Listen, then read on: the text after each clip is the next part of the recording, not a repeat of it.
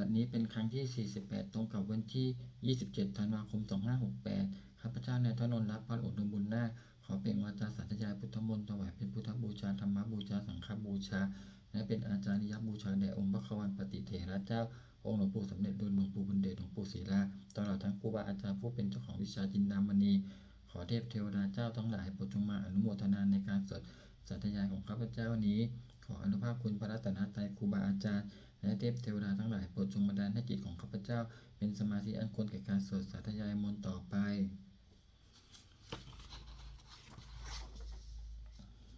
บทสวดชุมนุมเทวดาสัมมันตาจักวาเดสุอัตตากัจฉันตุเทวตาสัตตมังมุนิราชัสสะสุนันตุสขาโมกขทังสเกกาเมจรูเปคิริสิกขาลัตตเตจนาลิเกวิมาเนทีเปนัตเถจะคาเมตรุวนาคหันเนเคหะวัตตุมิเขเตภูมาจายันตุเทวาชาราธาราวิสเมยะขะคันตปนาคาติถัน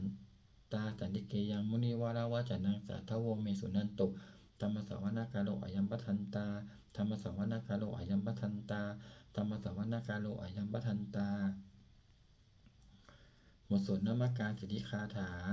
นะโมตัสสะภะคะวะโตอะระหะโตสัมมาสัมพุทธัสสะนะโมตัสสะภะคะวะโตอะระหะโตสัมมาสัมพุทธัสสะนะโมตัสสะภะคะวะโตอะระหะโตสัมมาสัมพุทธัสสะบทสวดสัจจกิริยาคาถานาติเมสานังอัญญังพุทโธเมสานังวรังเอเตนะสัจจวัชเชนะโสจิเมโหตุสัพพทานาติเมสานังอัญญังธัมโมเมสานังวรังเอเตนะสัจจวัชเชนะโสจิเมโหตุสัพพทานาติเมสานังอัญญังสังโฆเมสานังวรังเอเตนะสัจจวัชเชนะโสจิเมโหตุสัพพทาบทสวดมหาการุณิโกนาโถติอาจิกาคาถามหาการุณิโกนาโถวัฏฐายะสัพพปานินังปุเรตวาภารมีสัพพะปัตโตสัมโพธิมุตตมังเอเตนะสัจจวัชเชนะมาโหตุสัพพุปัตถวามหากา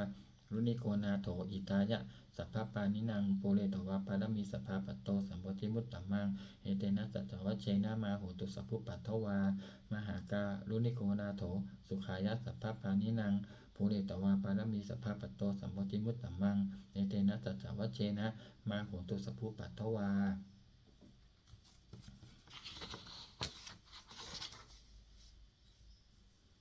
บทสวดมหาสมัยสูตรเอวัมเมสุตังเอกังสัมมยังภควาสเกสุวิหารติกเปละวัตุสมิงมหาวเนมหัตตาภิกขุสังเคนะสัจจิงปัญจมัตเตหิภิกขุสัตเตหิสเปเหวะอรหันเตหิทัสสหิจาโลกธาตุหิเทวตาเยปุเยนะสันนิปติตาโหนติภควันตังทัสสนายะภิกขุสังคัญจะอัตโขจตุนังสุทาวาสกายิกานังเทวานังเอตตาโหสิอายังโกภควาสเกสุวิหารติกปิระวัตุสมิงมหาวเนมหัตตาภิกขุสังเคนะสัจจิงมัจจมัตเตหิภิกขุสัตเตหิสเปเหวะอรหันเตหิทัสสหิโลจะโลกธาตุหิเทวตาเยปุเยนะสันนิปติตาโหนติภควันตังทัสสนายะภิกขุสังคัญจะยานุนะมยังปิเยนะภควาเตนุปสังกมือยามะอุปสังกมิตวาภควโตสันติเกปเจกคาถาภาเสยามาติ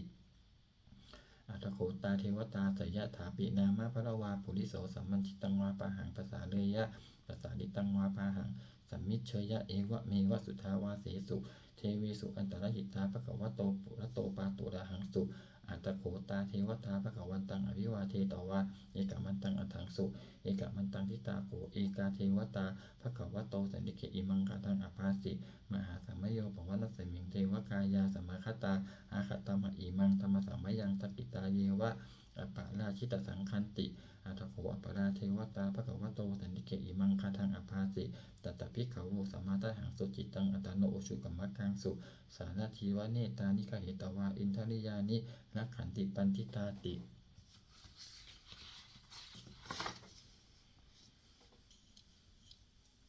อัตโขอปราเทวตาภควโตสันติเกอิมังคาทังอภาสิเฉตวากีรังเฉตวาปรีคังอินทขีรังโอหัจจมะเมชาเตจาราติสุทาวิมาราจักกุมตาสุทันตาสุสุนาคาติอัตโขอปราเทวตาภควโตสันติเกอิมังคาทังอภาสิเยเกจิพุตตังตระนังคตาเสนเตคมิสันติอปายภูมิงปหายะมนุสังเตหังเทวกายังปริปุเรสันติติ อัตถโขภควาภิกขุอามันเตสิเยปุเยนะภิกขเวทัสสะสุโลกธาตุสุเทวตาสันนิปติตาโหติตถาคตังทัสสนายภิกขุสังคัญจะเยปิเตภิกขเวอเหสุงอติตมัฏฐานังอรหันโตสัมมาสัมพุทธาเตสัมปิภควันตานังเอตปรมาเยวะเทวตาสันนิปติตาอเหสุงเสยยะถาปิไมหังเอตระหิเยปิเตภิกขเวภวิสสันติอนาคตมัฏฐานังอรหันโตสัมมาสัมพุทธาเตสัมปิภควันตานังเอตปะระมาเยวะเทวตาสันนิปติตาภวิสันติเสยยะถาปิไมหังเอตระหิอติกิสามิภิกขเวเทวกายานังนามานิกิจยิสามิภิกขเวเทวกายานังนามานิเจจิสามิภิกขเวเทวกายานังนามานิตังสุนาตสาทุกังมานาสิกาโรธาภาสิสามิติเอวันพันเตติโขเตภิกขุภควโตปัจจโสสุงภควาเอตทะโวจะ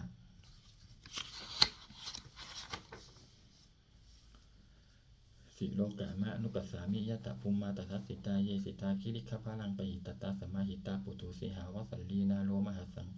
โลมะหังสาปิสัมพุโนโอทาตามะนัสสาสุทาวิปัสสันนมนาวิลาพิญโยปัญจสัตเตยะตวาวันเนกะเปละวัตตะเวตโตอมันตยิสัตถาสาวเกสาสเนรเตเชวกายะอภิกันตาเตวิชานาตภิกขโวเตจะอาตปามะกะลุงตุตวาพุทธัสสะสาสนังเตสัมปาตุระหุยานังอมานุสานาทัสสะนังอเปเกสตมัตตะกุงสหัสสังอัตสัตตะลิงสตังเอเกสหัสสานังอมานุสานามัตตะสง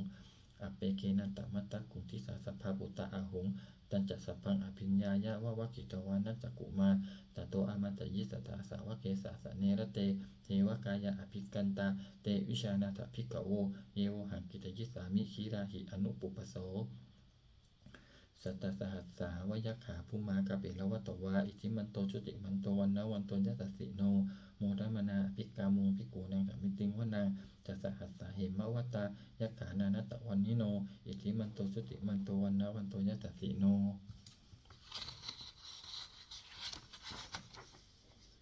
โมทมานาภิกามุงภิกขุนางสัมมิติงวานางสัตตาคีลาติสหัสสายัคขานานัตตวันนิโนอิทิมันโตชุติมันโตวันนะวันโตยัสสสิโนโมทมานาภิกามุงภิกขุนางสัมมิติงวานางอิเจเตโสราสสหัสสายัคขานานัตตวันนิโน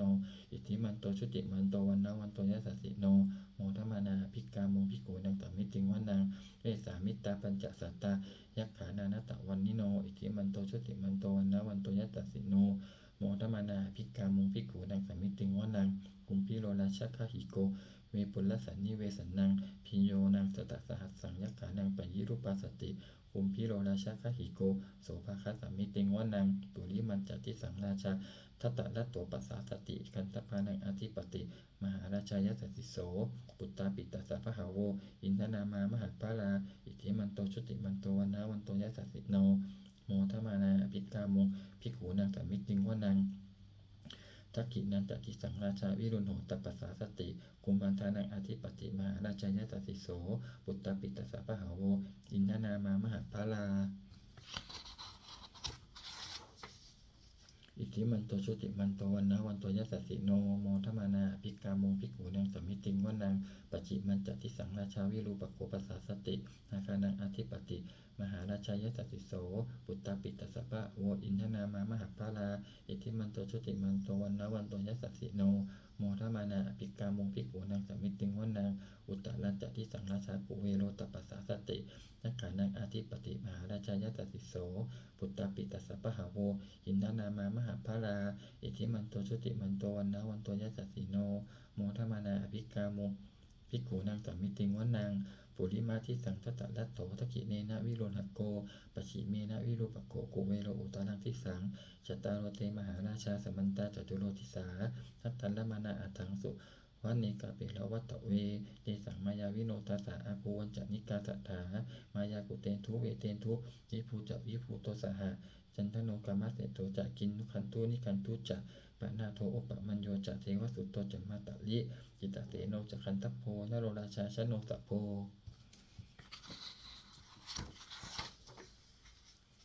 อาภูปัญจสิโขเจวัตติมพะลูสุริยวัจจสาเอเตจันเยจาราชาโนคันทภาสหาราชุพิโมทมานาอภิกามุงภิกขุนางสัมมิติงวานังอัฏฐาคูนาภาษานาคาเว วิสาราสหัตชกากัมพารัสสตระอาคูปายาคาสหายาติภิยามุนาทัตตรัตถาจะอาคูนาคายสัสสิโนเอราวันโนมหานาโคโสภาคาสัมมิติงวนางเยนาคาราเชสหัสสาหารันติทิพาทิชาปกิวิสุทธาจักขูเวหายาสาเตวนามัชฌะปัตตาจิตตาสุปนาอิติเตสะนามังอภายันตทานาคราชานามาสิสุปันนโตเขมะมะกาสิพุทโธสันหาหิวาจาหิอุปวหยันตานาคาสุปันนาสารนามกังสุพุทธังชิตาวะชิรหัตเถนะสมุทังอสุราสิตาพาตะโรวาสวัสเสเตอิทิมันโตยัสสสิโนกาลกัญชามหาพิสมาอสุราธานเวคัสสา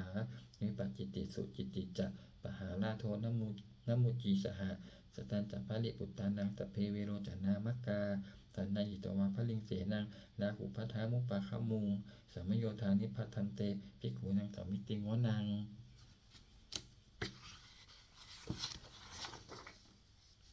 อาโปจะเทวาปัตวีจะเตโชวาโยตถาคมงวรุณาเทวาโสโมจะยัสสะสาสหะเนตากรุณากายิกาอาคูเทวายัสสสิโน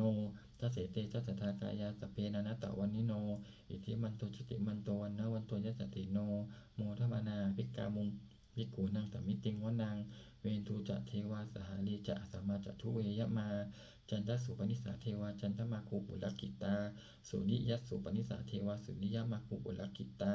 นักขัตตานิปุลกิตวาอาคูมันทวะลาหกาวะโสนังวะสโวเสโถสโกปะคาปุลินทโททัสเสเตทัสสทากายาสเปนานัตตวันนิโนอิทธิมันโตชุติมันโตวันนะวันโตยัสสสิโนโมทมานาภิกขามุงภิกขุนังสัมมิติงวนังอัฏฐาคูสาภูเทวาชานามัคคีสิกขานิวะอนิตกาจะโลชาจะอุมาปุปนิปาสิโนวรุณาสหธรรมาจะอจุตตาจะอเนชกาสุริยะรุชิราอาคูวาสวเนสิโนทัสเสเตทัสสทากายาสเพนานัตตวันนิโนอิทธิมันโตชุติมันโตวันนะวันโตยัสสสิโนโมทมานาภิกขามุงภิกขุนังสัมมิติงวนังสมานามหาสมานามนุสามานุสุตตามากิทาปตุสิกาอาคูมโนปตุสิกาอัฏฐาคูหันลโยเทวาเยจะโลหิตวาสิโนปาราคามหาปาราคาอาคูเทวายัสสสิโนทัสเสเตทัสสทากายาสเพนานัตตวันนิโนอิทธิมันโตชุติมันโตวันนะวันโตยัสสสิโนโมทมานาภิกขามุงภิกขุนังสัมมิติงวนังสุกากรุมหาอรุณาอาคูเวคานาสาสหะโอทัตตะคหาปาโมคขาอาคูเทวาวิจักขนาสัทธามัตตาหารัคชามิสกาจยัสสติโนทนยังอาคาปชุนโนโยติสาอภิวัสติทัสเสเตทัสสทากายาสเพนานัตตวันนิโนอิทธิมันโตชุติมันโตวันนะวันโตยัสสสิโนโมทมานาภิกขามุงภิกขุนังสัมมิติงวนังเขมิยาตุจิตายามากัตตกาจยัสสสิโนสัมปิตการามเศรษฐาโชตินามาจะอาสวานิมานารติโนอาคูอัฏฐาคูปะละนิมิตาทัสเสเตทัสสทากายาสเพนานัตตวันนิโนอิทธิมันโตชุติมันโตวันนะวันโตยัสสสิโนโมทมานาภิกขามุงภิกขุนังสัมมิติงวนังสัทเถเตเทวานิกายาสเพนานัตตวันนิโนนามันวเยนะอาคัยฉุงเยจันเยสันทิสาสหะตวุตตจติมัคขีลังโอคตินนามนาสวังทักเขโมคตลังนาคันจังตังวะอสิตาติตังสุภัมมาปรมัตโตจัปุตตาอิทิมัตโตสหะสันนังกุมารโลติโสจัโสภคสัมมิติงวนังสหสัพพัมมโลกานังมหาปมาภิติตติอุปปันโนชุติมันโตพิสมากายโยยัสสสิโสทัสเสตอิสระอาคูปัจเจกวัสสวัตติโนเตสัญจมัจจโตอาคาหาริโตปริวาริโตเตจะสเปอภิกันเตสินเตเทเวสัพพัมมะเกมาระเสนะอภิกามิปัสสักกันหาสัมมันทิยังเนตะคันนาพันตตะนาเคนะพันตะมัตตุโวสมันตาปริวาเรทะมาโวมุจจิทาโกจินังอิติตถะมหาเสโนจนะเสนังอเปสะยิปานินาตระมหัจจะสารังกตวานะเพระวังยะถาภวุตโกเมโคธนยันโตสวิจุโกตถาโสปัจจุทาวัตติสังกุโตอาศัยยังวเสจันตสัพพังอภิญญายะวะวักกิตวานะจักขุมาตโตอามันตยิสัทธาสาวเกสาสเนรเตมาระเสนะอภิกันตาเตวิชานาตภิกขโวเทจะอาตปามะกลุงจุตวาพุทธศาสสานังวิตราเกหิปกามงเนสังโลมังปิอิชายุงสเปวิชิตสังฆามมาพยาติตายัตสิโน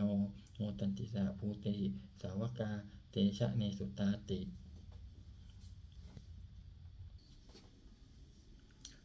บทสวดจุลชัยปกรณ์นะโมเมพุทธเตชะสารัตนัตยธรรมิกาเตชะประสิทธิประสิเทวานารายปารเมสุราสิทธิพัมมาจะอินทาจะจตุโลกาคัมปีละขากาสมุทธาภูตุงคังคาจัสสะพัมมัชชยะประสิทธิพวันตุเตชัยยะชัยยะทรณิอุทธินาทีชัยยะข้าคนละตนละนิสัยนิไลสายเสนะเมรุราชพลนรชีชัยยะคัมปีละสองปีนาคินตนาคีปีศาจภูตกาลีชัยยะตุนิมิตตาโลคีชัยยะสิงกีสุตาทานมุขชาชัยยะวรุณนมุขะสาตาชัยยะจัมพาทินาคะกุลคันตกะชัยยะคัชคนนตุลงสุกราผู้ชงสีหะพยัคขทีปาชัยยะวรุณนมุขยาตาชิตะเสนาลีปุณสุทินรดีชัยยะสุขาชีวีชัยยะธรณีตะเลสทาสุชัยยาชัยยะธรณีสานตินตทาชัยยะมังคลาดัญญาภวเคชัยยะวรุณยักเขชัยยะลักขเสสุระพุชเตชาชัยยะพระเมตคนาชัยยะราชาธิราชสัจชัยชัยยะปัตตวิงสัพพังชัยยะอรหันตาปัจเจกพุทธสาวังชัยยะมเหสุโรหาลินเทวาชัยยะพัมมาสุรักโขชัยยะนาโควิรุณหโกวิรูปโขจันทิมานวิอินโตจะเวนะเตโยจักขุเวโรวรุโนปิจักอาชีวายโยจะปาชุนโหกุมาโลทัตตะรัตตะโกอัฏฐารัสสะมหาเทวาสิทธิตาปัสสะอาทโยอิสิโนสาวกาสปาชัยยะนโมพวันตุเตชัยยะธรรมโมจะสังโฆจะทัสสะปาโลจะชัยยะกังเอเตนะชัยยะเตเชนะชัยยะโสติพวันตุเตเอเตนะพุทธเตเชนะโหตุเตชัยยะมังคาลังชัยโยปิพุทธสัจจิริมัตโตอะยังมารัสสะจะปปิมัตโตปะราชโยอุโกสยัมโพธิมันเทปโมทิตาชัยยะตถาพัมมคณามเหสิโนชัยโยปิพุทธสัจจิริมัตโตอะยังมานัสสะจัปปิมัตโตปาราชโยอุโกสยัมโพธิมันเทปโมทิตาชัยยะตถาอินทคณามเหสิโนชัยโยปิพุทธสัสสิริมัตโตอะยังมานัสสะจัปปิมัตโตปาราชโยอุโกสยัมโพธิมันเทปโมทิตาชัยยะตถาเทวคณามเหสิโนชัยโยปิพุทธสัสสิริมัตโตอะยังมานัสสะจัปปิมัตโตปาราชโยอุโกสยัมโพธิมันเทปโมทิตาชัยยะตถาสุปันนคณามเหสิโนชัยโยปิพุทธสัสสิริมัตโตอะยังมานัสสะจัปปิมัตโตปาราชโยอุโกสยัมโพธิมันเทปโมทิตาชัยยะตถานาคณามเหสิโนชัยโยปิพุทธสัสสิริมัตโตอะยังมานัสสะจัปปิมัตโตปาราชโยอุโกสยัมโพธิมันเทปโมอุโกสยัมโพธิมันเทปโมทิตาชัยยะตถาสัพพมคณามเหสิโนชัยยันโตโพธิยาโมเลสกยานังนันทิวัตตโนเอวังตวังวิชโยโหหิชัยยะสุชัยยะมังคะเลอาปาราชิตปะลังเกสีเสปทวีโปคาเดอภิเสเกสัพพาพุทธานังอคาปโตปโมทัตติสุนักตังสุมังคะลังสุปะพาตังสุหุทิตังสุขโนสุมุหุตโตจัสสุยิทังพัมมาจาริสุปทักกินังกายกัมมังวาจากัมมังปทักกินังมโนกัมมังวานิทีเตปทักกินาอัทักกินานิกัตวานะทัพพันตเถปทักกิเน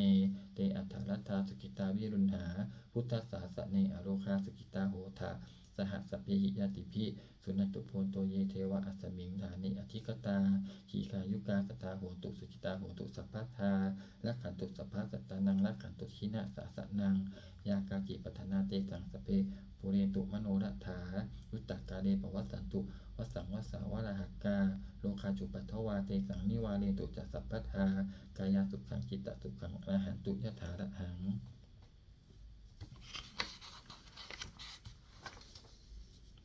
บทสวดธรรมนิยามสุตังเอวันเมสุตังเอกังสัมมยังภควาสาวัติยังวิหารติเชตวะเนอนากะปินทิกัสสะอาราเมตตะโกภควาภิกขุอามันเตสิทิกวะภิกขโวติพัทันเตติเตภิกขุภควโตปัจจโสสุงภควาเอตทะโวจะอุปาทาวาภิกเวตถาคตานังอนุปาทาวาตถาคตานังทิตาวสาธาตุธรรมทิตตาธรรมนิยามตา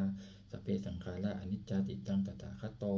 ภิสัมพุชติอภิสัมเมติอภิสัมพุชิตวาอภิสัมเมตวาอาติกติเทเสติปัญญเปติปัฏฐเปติวิวารติวิภัชชติอุตตานิกาโรติสเปสังขาราอนิจจาติ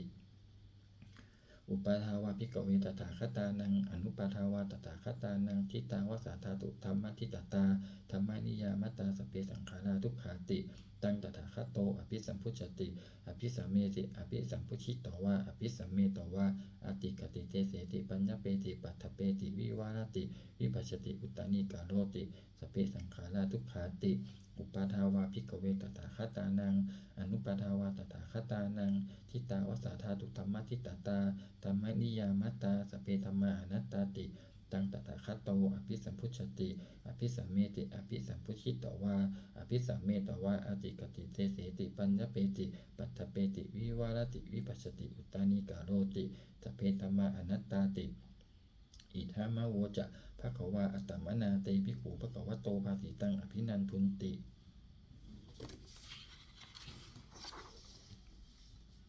บทสวดพระเตกรัตตคาถาอติตังนานวาคเมยะนัปปฏิกังเขอนาคตังบุคคลไม่ควรตามคิดถึงสิ่งที่ล่วงไปแล้วด้วยอาลัยและไม่พึงพะวงถึงสิ่งที่ยังไม่มาถึงยะทาติตัมปะหินันตังอัปปัตตัญจะอนาคตังถึงเป็นอดีตก็ละไปแล้วสิ่งเป็นอนาคตก็ยังไม่มาปัจจุบันนันจะโยธรรมันตถาตถาวิปัสสติอสังหิรังอสังปุพังตังวิธามะนุภโรหเยผู้ใดเห็นธรรมอันเกิดขึ้นเฉพาะหน้าในที่นั้นๆอย่างแจ่มแจ้งไม่งอนแง่นคอนแคนเขาพูนเพราะพูนาการเช่นนั้นไว้อาเจวะกิจมาตับปังโกชัญญามรณังสุเวความเพียรในกิจที่ต้องทำวันนี้ใครจะรู้ความตายแม้พรุ่งนี้นาหิโนสังขารันเตนะมหาเสนีนะมัจจุนาเพราะการปรับเปลี่ยนต่อมัจจุราชซึ่งมีเสนามาย่อมไม่มีสำหรับเราเอวังวิหาริมาตาปิงอโหรัตตมัตตันทิตังตังเวพเตกรัตโตติสังโตอาติคเตมุนีผู้สงบนุ่งกล่าวเรียกผู้มีความเพียรอยู่เช่นนั้นไม่เกียจคร้านทั้งกลางวันกลางคืนว่าผู้เป็นอยู่แม้เพียงราตรีเดียวก็น่าชมบทสวดธรรมะสังเวคปัจจเวคขณะสเปสังขาระอนิจจาสังขารคือร่างกายจิตใจและรูปธรรมนามธรรมทั้งหมดทั้งสิ้นมันไม่เที่ยงเกิดขึ้นแล้วดับไปมีแล้วหายไปสเปสังขาราทุกขาสังขารคือร่างกายจิตใจและรูปธรรมนามธรรมทั้งหมดทั้งสิ้นมันเป็นทุกข์ทนยากเพราะเกิดขึ้นแล้วแก่เจ็บตายไปสเปธรรมาอนัตตาสิ่งทั้งหลายทั้งปวงทั้งที่เป็นสังขารใดไม่ใช่สังขารทั้งหมดทั้งสิ้นไม่ใช่ตัวไม่ใช่ตนไม่ควรถือว่าเราว่าของเราว่าตัวว่าตนของเราทุวังชีวิตตังชีวิตเป็นของไม่ยั่งยืนทุวังมรณังความตายเป็นของยั่งยืนวัสสังมยามริตพังตอนเราจะพึงตายเป็นแท้มรณะปริโยสานังมีชีวิตตังชีวิตของเรามีความตายเป็นที่สุดรอบชีวิตตังมีอนิยตังชีวิตของเราเป็นของไม่เที่ยงมรณังเมนิยตังความตายของเราเป็นของเที่ยงวัตตะควรที่จะสังเวชยังกายโยอจิรังร่างกายนี้มีได้ตั้งอยู่นานเปตะวิญญาโนขันปัสสจากวิญญาณฉุดโทอันเก่าทิ้งเสียแล้วที่เศษสติจากนอนทับปัตตวิงซึ่งแผ่นดินกลิงขลังอิวะประดุจดังว่าท่อนไม้และท่อนฟืนนี้รักต่างหาประโยชน์มิได้อนิจจาวัตตสังขาราสังขารทั้งหลายไม่เที่ยงหนออุปาทวยธรรมมิโนมีความเกิดขึ้นแล้วมีความเสื่อมไปเป็นธรรมดาอุปชิตวานิรุชันติขันเกิดขึ้นแล้วย่อมดับไปเตสังมุปัสสโมสุขโขความเข้าไปสงบระงับสังขารทั้งหลายเป็นสุขอย่างยิ่งสัพเพสัตตามรณติจะสัตว์ทั้งหลายทั้งปวงกำลังตายอยู่มาลิงสุจะมริสเนที่ตายแล้วและกำลังจะตายตัเทวะหังมริสามิเราก็จะตายอย่างนั้นเหมือนกันนัตถิเมเอตสังสโยความสงสัยในความตายนี้ย่อมไม่มีแก่เราเลยบทสวดเมตตายังกินจิกุศลังกัมมังสัพเพหิพระเตหิกตังปุญญังโนอนุโมทันตุสุนันตุโพนโตเยเทวาอัสมิงฐานิอธิคตาทีคายุกาสตาโหนตุสุขิตาโหนตุทุกขาปมุญจันตุมาตาปิตาสุขิตาโหนตุทุกขาปมุญจันตุสเพยติกาสุขิตาโหนตุทุกขาปมุญจันตุสเพอยติกาสุขิตาโหนตุทุกขาปมุญจันตุสเพปิสาสเพยขาสเพเปตาสุขิตาโหนตุทุกขาปมุญจันตุสเพอาจาริยุปัชฌายะสุขิตาโหนตุทุกขาปมุญจันตุสเปนัคตาสุขิตาโหนตุทุกขาปมุญจันตุสเปเทวาสุขิตาโหนตุทุกขาปมุญจันตุสเปสามาตินังสมิจจันตุโวบทสวดบูชาหลวงปู่ทวดนะโมโพธิสัตโตอาคันติมายะอิติภควานะโมโพธิสัตโตอาคันติมายะอิติภควานะโมโพ โพธิสัตโตอคันติมายะอิติภควาปฏิทานาคาถายาเทวตาสันติวิหารวาสินีถูเปคะเลโพธิคะเลตะหิงตาธรรมธาเนนะภวันตุโพชิตาโสจิงกโรเจถาวิหารมันทะเลเถระจามัชชานวกาจัพิกโวสารามิกาธานาปฏิอุปาสกาคามาจะเทสานิคามาจะอิสราสปานภูตาสุขิตาภวันตุเตชลพุชาเยปิจอันตสัมภวาแสงเสทชาตาอัตโวปปาติกานิญญานิกันตมะวลังปจิจจเตสเพปิทุกขสังกโรตุสังขยังหาตุจิรังสตังธัมโมธรรมัทราตปุคลาสังโฆโหตุสมโควะอัฏฐายะจะหิตายะจะอเมลัคตุสัทธัมโมสเพปิธรรมจาริโนพุทธิงสัมปาปุเนยามะธรรมเมอริยปเวทิเตปัสสันนาโหตุสเพปิปานิโนพุทธสาสนีสัมมาทานังปเวชันโตกาเลเทโวปวัสสโตวุฒิภาวายะสตานังสมิทังเนตุเมทันนิงมาตาปิตาจะอัตตาชังนิจังรักขันติปุตตะกังเอวังธรรมเมนะราชาโนปชังรักขันตุสัพพทา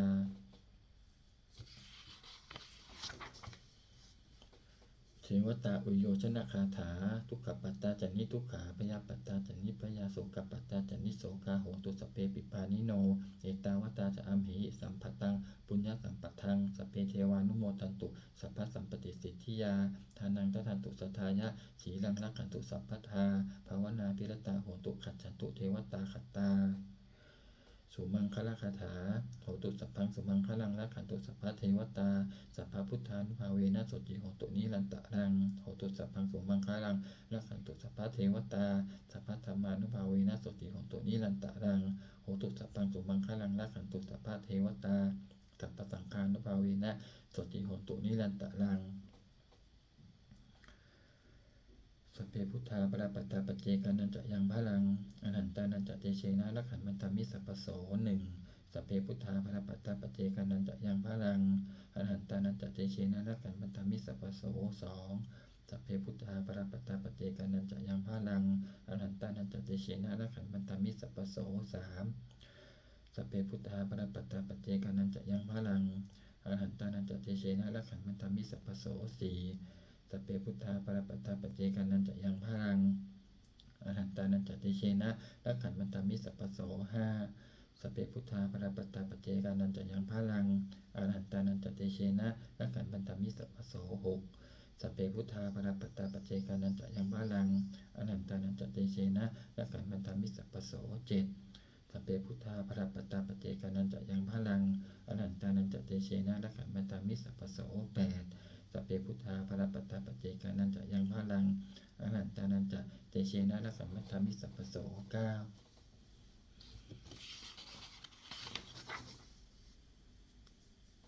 ด้วยอำนาจแห่งบุญกุศลที่ข้าพเจ้าได้สวดสาธยายพระพุทธมนต์นี้ข้าพเจ้าขอน้อมกราบอุทิศถวายเป็นพระราชกุศลแด่สมเด็จพระนางเจ้าสิริกิติ์พระบรมราชินีนาถพระบรมราชชนนีพันปีหลวงผู้เสด็จสู่สวรรคาลัยขออานิสงส์แห่งบุญกุศลนี้จงเป็นสัพพะสิริมงคลแก่ข้าพเจ้าให้แคล้วคลาดปลอดภัยจากทุกโศกโรคภัยอันตรายทั้งปวงให้มีแหล่งรายได้อันสุจริตมั่นคงเป็นสัมมาอาชีพอันชอบธรรมคำว่าไม่มีอดอยากยากจนขออย่าได้มีแก่ข้าพเจ้า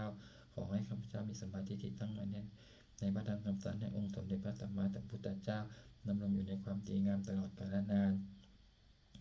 อีกทั้งขอเทพเทวดาทั้งหลายผู้ได้อนุโมทนาสาธุการในบุญกุศลนี้โปรดประสิทธิ์ประสาทพรน้อมส่งอนุภาพแห่งมงคลไปสู่วัตถุมงคลพระปิตายอดเศรษฐีทั้งฝ่ายไทยและฝ่ายลาวรวมถึงวัตถุมงคลทั้งปวงที่3ถึงอามุเลตที่จัดสร้างขึ้นให้เปี่ยมด้วยพุทธานุภาพเทวานุภาพและฤทธานุภาพอันศักดิ์สิทธิ์อำนวยผลให้เป็นสิริมงคลแก่ผู้ครอบครองและบูชาทุกประการเทอญ